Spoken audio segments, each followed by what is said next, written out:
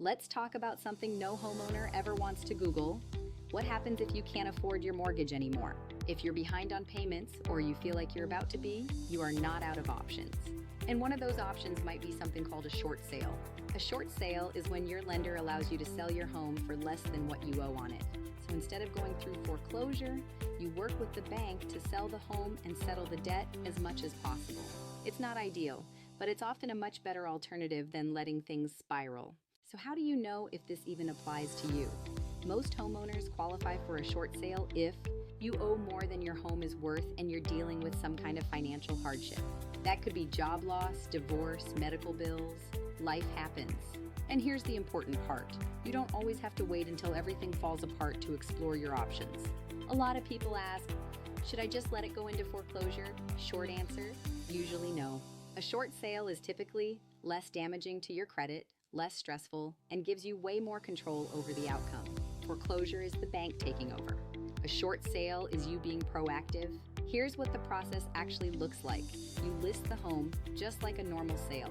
You get an offer from a buyer, and then the bank has to approve it. That's the big difference. Because the bank is taking a loss, they review everything before signing off. And yes, you can stay in your home during the process. Short sales typically take about 3 to 6 months, sometimes longer depending on the lender. So no, you're not getting kicked out overnight. You have time to plan your next move. This is the part everyone is really worried about. Do you have to bring money to closing? In most cases, no.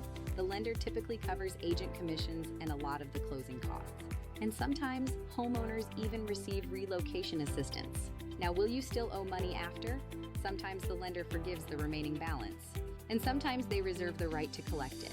This is something that gets negotiated during the process. And where having the right agent matters a lot.